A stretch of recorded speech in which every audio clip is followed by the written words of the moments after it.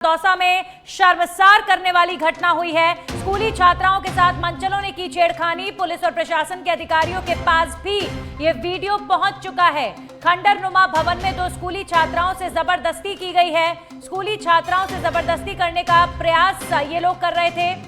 अब आरोपियों की गिरफ्तारी के लिए पुलिस ने कई टीमों का गठन करा है और जगह जगह पर दबिश दी जा रही है। जल्दी इन आरोपियों की गिरफ्तारी भी हो जाएगी। 2 स्कूली छात्राओं के साथ जबरदस्ती की गई है। खंडर नुमा जगह पर उनको ले जाकर ये तस्वीर, ये वीडियो शर्मसार कर देने वाला है। इस वीडियो की तस्वीरें शर्मसार कर देने वाली हैं। दौसा की ये घटना और पूरे क्षेत्र में इस वीडियो के सामने आने के बाद हड़कंप मच गया है। हर कोई यही कह रहा है कि ऐसे घटिया मानसिकता के मंचलों के खिलाफ कार्रवाई होनी चाहिए। इन मंचलों के खिलाफ स्ट्रिक्ट एक्शन होना चाहिए। सोशल मीडिया पर यह वीडियो वायरल हो रहा है। अभी फिलहाल पुलिस ये कोशिश कर रही है, क्योंकि इस वीडियो में बच्चियों का जो चेहरा है वो साफ तौर पर देखा जा सकता है, तो ये वीडियो सोशल मीडिया पर ज्यादा वायरल ना हो, इसे रोका जा सके। पुलिस इस कोशिश में जुटी है। पूरी सरगर्मी से लगे हुए हैं और जल्द ही इसका खुलासा कर देंगे। मैं आपको प्रेस रिलीज दे रहा हूं, आप लोग देखिएगा इसको। और इसी बीच खबर आ रही है कि दिल्ली में केसी वेणुगोपाल से मिलेंगे चरणजीत सिंह चन्नी। पंजाब कांग्रेस के कई वरिष्ठ नेता भी उनके साथ इस दौरान मौजूद होंगे। परगट सिंह, सुखजिंदर सिंह रंधावा भी मौजूद रहेंगे। विजय इंदर सिंगला, गुरजीत सिंह भी मौजूद रहेंगे। और कांग्रेस महासचिव केसी वेणुगोपाल के साथ पंजाब के ये लीडर्स आज मुलाकात करने वाले हैं। पंजाब में कांग्रेस पार्टी में नेताओं के बीच आपसी गुटबाजी और तमाम अन्य मुद्दों को लेकर चर्चा होगी। केसी वेणुगोपाल आज चरणजीत सिंह चन्नी से मुलाकात करेंगे। उनकी सभी बातों को सुना जाएगा। चरणजीत सिंह चन्नी के साथ पंजाब कैडर के कई नेता मौजूद रहेंगे। पंजाब कांग्रेस के कई वरिष्ठ नेता उनके साथ मौजूद होंगे, जिनमें से एक नाम सुखजिंदर सिंह रंधावा का भी है। आज केसी वेणुगोपाल के साथ पंजाब के तमाम कांग्रेस के नेता मुलाकात करने के लिए दिल्ली पहुंच रहे हैं। वहीं पीएम मोदी 17 जुलाई को अमृत भारत स्टेशन योजना के तहत देश भर के 75 पुनर्विकसित रेलवे स्टेशनों का वर्चुअल उद्घाटन करेंगे, जहां इसी क्रम में उत्तर पश्चिम रेलवे के जोधपुर मंडल के जैसलमेर, बाड़मेर और गोटन रेलवे स्टेशनों का भी उद्घाटन होगा, जिसे लेकर दोपहर 2:30 बजे स्थानीय स्तर पर उद्घाटन समारोह का आयोजन किया जाएगा। कार्यक्रम में केंद्रीय पर्यटन एवं संस्कृति मंत्री गजेंद्र सिंह शेखावत मुख्य अतिथि के रूप में शामिल होंगे। वरिष्ठ मंडल वाणिज्य प्रबंधक हितेश यादव ने बताया कि करीब 140 करोड़ रुपए की लागत से जैसलमेर रेलवे स्टेशन का पुनर्विकास किया गया है। साथ ही स्टेशन को आधुनिक यात्री सुविधाओं से लैस किया गया है।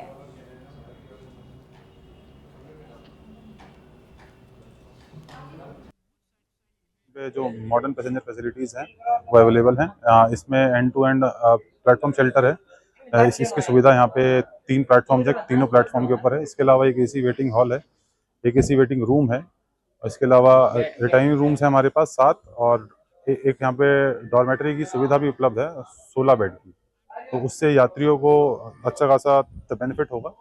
खास तौर पे जब विंटर सीजन के अंदर फुटफॉल हमारा स्टेशन का अच्छा खासा जब बढ़ जाता है, तो ये बहुत ये विभिन्न प्रकार की ये यात्री सुविधाएं हैं जो यहाँ पे स्टेशन पे अभी। वहीं अब खबर जयपुर से है, जहां पर शिक्षा मंत्री मदन दिलावर 3 सरकारी स्कूलों पर औचक निरीक्षण को लेकर सक्रिय नजर आए। स्कूलों में गंदगी व्यवस्थाओं पर उन्होंने कड़ी नाराजगी जताई है। औचक निरीक्षण किया है 3 सरकारी स्कूलों का। बिना स्वीकृत अवकाश अनुपस्थित मिले शिक्षकों पर कार्रवाई के निर्देश भी दिए गए हैं।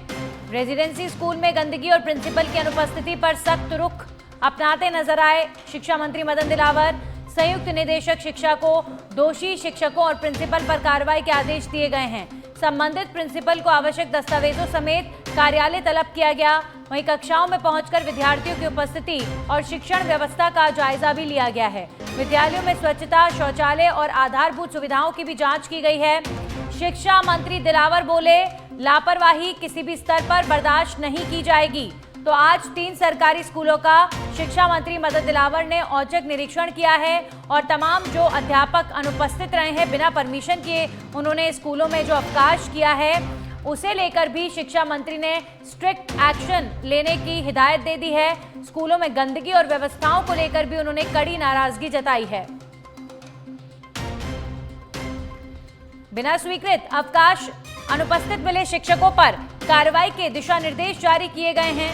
वहीं रेजिडेंसी स्कूल में गंदगी और प्रिंसिपल की अनुपस्थिति पर भी शिक्षा मंत्री मदन दिलावर ने कड़ा रुख अख्तियार किया है। शिक्षा मंत्री मदन दिलावर का 3 सरकारी स्कूलों पर औचक निरीक्षण रहा। आज औचक निरीक्षण पर पहुंचे अचानक से शिक्षा मंत्री ने इन स्कूलों का जायजा लिया है और स्कूलों में गंदगी और व्यवस्थाओं को लेकर उन्होंने कड़ी नाराजगी जताई है। बिना स्वीकृत अवकाश अनुपस्थित मिले शिक्षकों पर कार्रवाई के दिशा निर्देश जारी किए गए हैं।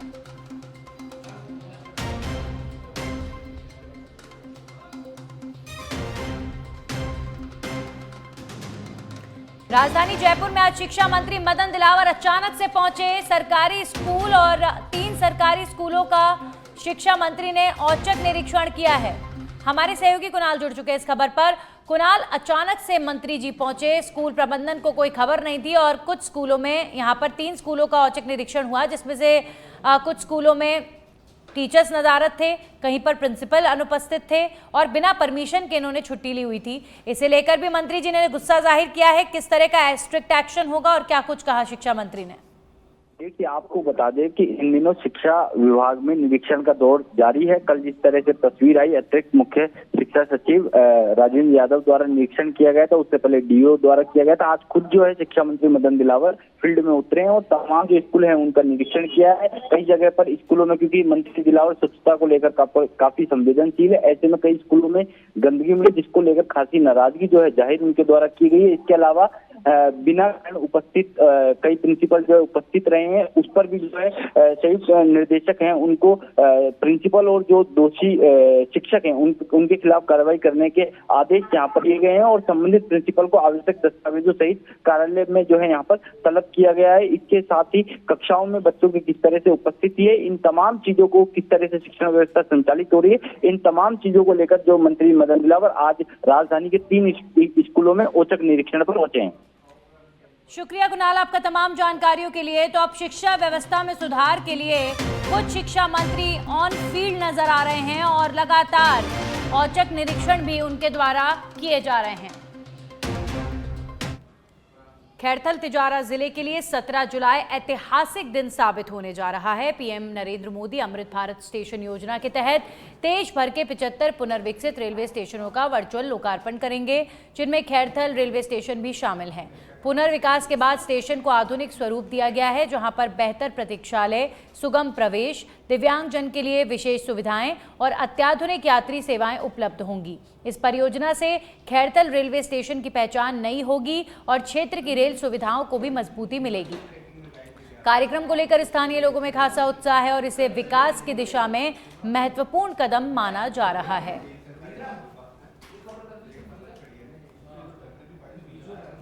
जयपुर से खबर है, जहां पर आरयूपीए 2025 प्रवेश प्रक्रिया में छात्रों के विरोध का असर देखने को मिला। आरयू ने की विषयवार और कैटेगरी वाइज कट ऑफ सूची जारी। पारदर्शिता की मांग पर प्रशासन को उठाना पड़ा बड़ा कदम। अनियमितताओं को लेकर छात्र नेताओं का आंदोलन रंग लाता नजर आ रहा है। साक्षात्कार सूची में गड़बड़ियों से छात्रों में था रोष। नेट कैटेगरी 2 योग्य अभ्यर्थियों को इंटरव्यू और कॉल न मिलने का भी मामला उठा था। चयन प्रक्रिया में पारदर्शिता और समान अवसर की मांग भी लगातार उठाई जा रही थी। बीते बुधवार को आरयूपीए ऑफिस में हुआ था 6 घंटे तक हंगामा और अब इसका असर होता नजर आ रहा है।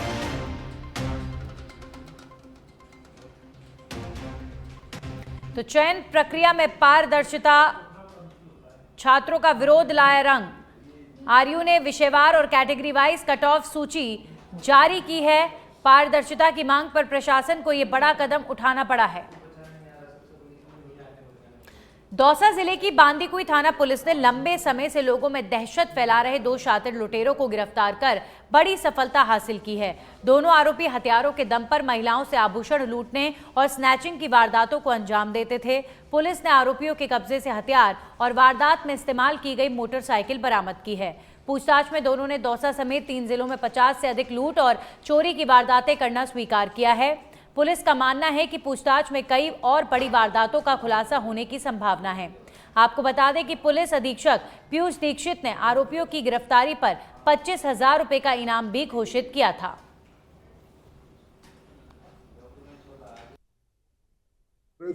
और पुलिसिंग के जो ट्रेडिशनल तरीके हैं उन तरीकों से हम लोगों ने इसके ऊपर अच्छी सूचना का संकलन किया और उसको फिर डेवलप किया on the basis of electronic evidence also, और हम लोग सफल हुए इसके अंदर।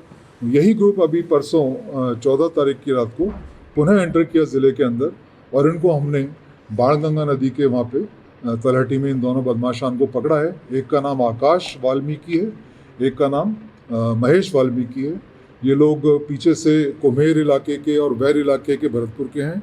इनके 2 साथी और हैं, उनके पीछे भी हम लोग लगे हुए हैं अभी। इन लोगों ने पिछले लंबे समय में, मैंने जो आपको निवेदन किया, इन सभी ज़िलों में इस तरह की 50 से करीब हमने वारदातों इनसे ट्रेस कर ली हैं और इसके ऊपर हम लोग अभी इंटरोगेशन और कर रहे हैं। चेन स्नैचिंग, कुंडल, जंतर तोड़ना, इसके अलावा ये अन्य प्रकार की चोरियां। बांसवाड़ा जिले में सड़क हादसों पर रोक लगाने के लिए जिला प्रशासन ने सख्त कदम उठाए हैं। पुलिस अधीक्षक सुधीर जोशी और जिला कलेक्टर डॉक्टर इंद्रजीत सिंह की ओर से जारी एडवाइजरी के अनुसार अब बिना हेलमेट किसी भी वाहन चालक को जिला कलेक्ट्रेट परिसर में प्रवेश नहीं दिया जाएगा। सरकारी कर्मचारियों के लिए भी हेलमेट पहनना अनिवार्य किया गया है और नियमों की अनदेखी करने पर अनुशासनात्मक कार्रवाई की चेतावनी दी गई है। इसी के तहत कलेक्ट्रेट के तीनों प्रवेश द्वारों पर पुलिस जवान तैनात हैं और हेलमेट पहनकर आने वाले वाहन चालकों को ही प्रवेश दिया जा रहा है। अभियान का उद्देश्य सड़क सुरक्षा को बढ़ावा देना है।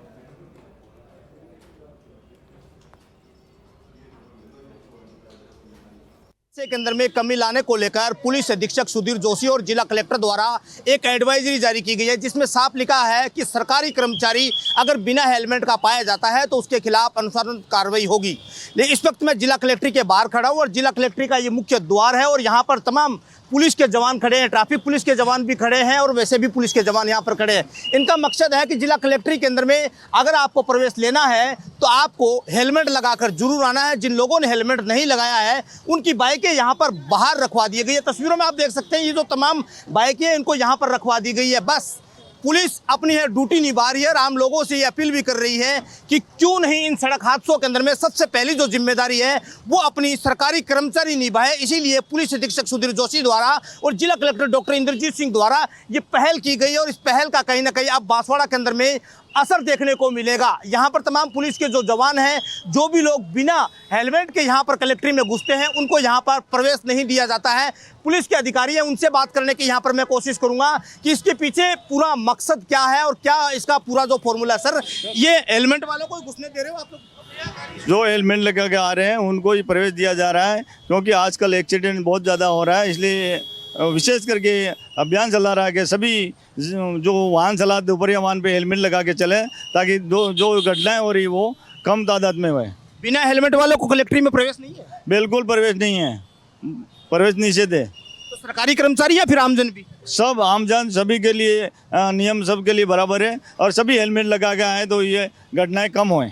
तो देखिए, ये पुलिस के अधिकारी हैं, इनका कहना है कि जिस प्रकार से जो सड़क हादसे हो रहे हैं उसके अंदर में कमी लाने को लेकर पुलिस अधीक्षक और सुधीर जोशी द्वारा और जिला कलेक्टर डॉक्टर इंद्रजीत सिंह द्वारा एक एडवाइजरी जारी की है और उस एडवाइजरी का यहाँ पर पुलिस के जो अधिकारी है वो यहाँ पर पालना करवा रहे हैं। कैमरा पर्सन धनराज के साथ सच पे धड़क के लिए किशन सेन, बांसवाड़ा।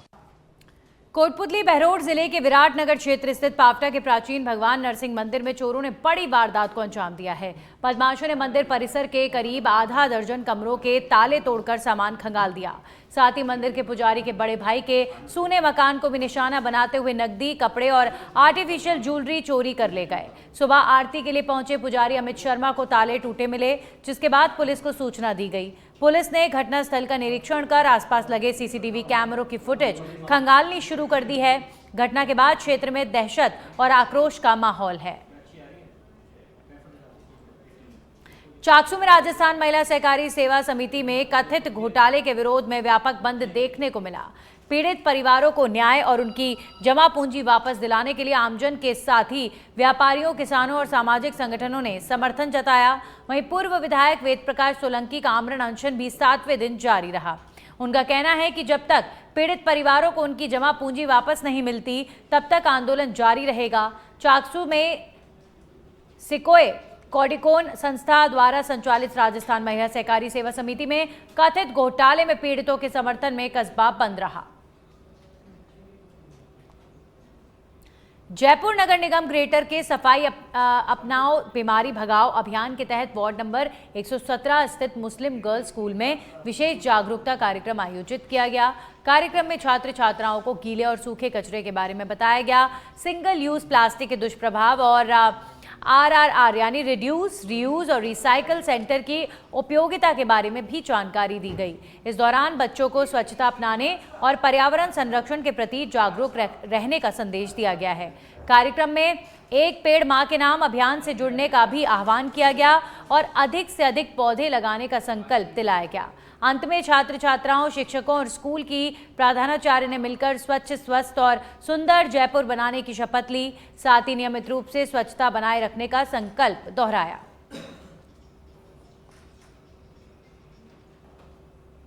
बालोतरा जिले के सिवाना उपखंड मुख्यालय स्थित अंबेडकर सर्कल पर राष्ट्रीय ध्वज का लोकार्पण कार्यक्रम आयोजित किया गया। कार्यक्रम में गादीपति गोपाल राम महाराज ने अपने कर कमलों से राष्ट्रीय ध्वज का लोकार्पण किया। समारोह के मुख्य अतिथि सिवाना विधायक हमीर सिंह भायल रहे। इस अवसर पर बड़ी संख्या में जनप्रतिनिधि, सामाजिक कार्यकर्ता एवं गणमान्य नागरिक उपस्थित रहे। कार्यक्रम के दौरान राष्ट्र ध्वज के सम्मान एवं राष्ट्रीय एकता का संदेश दिया गया। मेड़ता सिटी में पंचायत समिति भेरुंदा में नवनियुक्त विकास अधिकारी सीमा गौड़ ने विधिवत पदभार ग्रहण किया। पदभार ग्रहण करने के बाद कार्यवाहक एवं रियाबड़ी विकास अधिकारी भंवरलाल सिंघाड़िया के नेतृत्व में अधिकारियों एवं कर्मचारियों ने राजस्थान की परंपरा के अनुरूप माला एवं साफा पहनाकर उनका स्वागत किया। नवनियुक्त विकास अधिकारी ने स्वागत के लिए सभी का आभार व्यक्त किया है। इस मौके पर उन्होंने कहा कि पंचायत समिति क्षेत्र के समग्र विकास, जन कल्याणकारी योजनाओं के प्रभावी क्रियान्वयन एवं आमजन की समस्या समाधान के लिए सभी अधिकारियों एवं कर्मचारियों के साथ मिलकर कार्य किया जाएगा।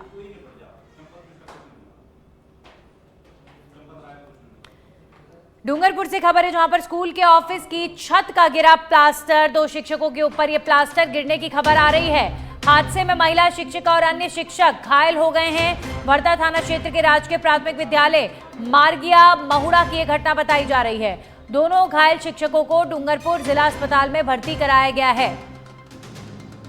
तो 2 शिक्षकों के ऊपर प्लास्टर गिरने की खबर, दोनों शिक्षक का घायल बताए जा रहे हैं और ये खबर जो है वो चिंता का विषय है, क्योंकि अभी तो बारिश पूरी तरीके से शुरू भी नहीं हुई है और उसके पहले ही छतों के प्लास्टर गिरने की जो खबरें बैक टू बैक कई सरकारी कार्यालयों से आ रही है, सरकारी भवनों से आ रही है, ये चिंता का विषय है। क्योंकि सबको याद है कैसे झालावाड़ में एक सरकारी स्कूल की छत गिरने से कई बच्चों की मृत्यु हो गई थी। तो अब कई सरकारी भवनों से प्लास्टर गिरने की खबरें चिंताजनक हैं। Rajasthan OBC Congress advisory council की बैठक जारी। आरआईसी में हो रही काउंसिल के 60 सदस्य में से 43 पहुंचे हैं बैठक में। वहीं ओबीसी विभाग के राष्ट्रीय अध्यक्ष अनिल जयहिंद की अध्यक्षता में बैठक हो रही है। गोविंद सिंह डोटासरा, विधायक मनीष यादव, रतन देवासी, हाकम अली, अभिमन्यु पुनिया और पूर्व विधायक इंद्राज गुर्जर भी इस बैठक में मौजूद हैं। ओबीसी प्रदेश अध्यक्ष हरसाई यादव समेत 43 सदस्य बैठक में मौजूद। राहुल गांधी के निर्देश पर गठित हुई है ओबीसी एडवाइजरी काउंसिल। सत्ता और संगठन में ओबीसी प्रतिनिधित्व पर तैयार होगी रिपोर्ट। 200 विधानसभा और लोकसभा क्षेत्रों के ओबीसी वोट बैंक का होगा अध्ययन। ओबीसी वर्ग के सामाजिक, राजनीतिक और आर्थिक और शैक्षणिक प्रतिनिधित्व पर होगी चर्चा।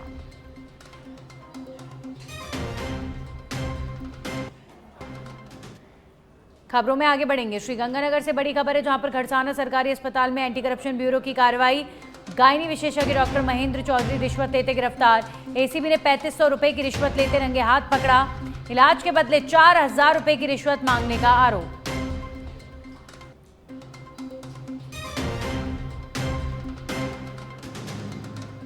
गायनी विशेषज्ञ डॉक्टर महेंद्र चौधरी रिश्वत लेते गिरफ्तार। एसीबी ने 3500 रुपए की रिश्वत लेते रंगे हाथों पकड़ा है। एंटी करप्शन ब्यूरो की एक और बड़ी कार्रवाई। इलाज के बदले 4000 रुपए की रिश्वत मांगने का आरोप लगाया जा रहा है।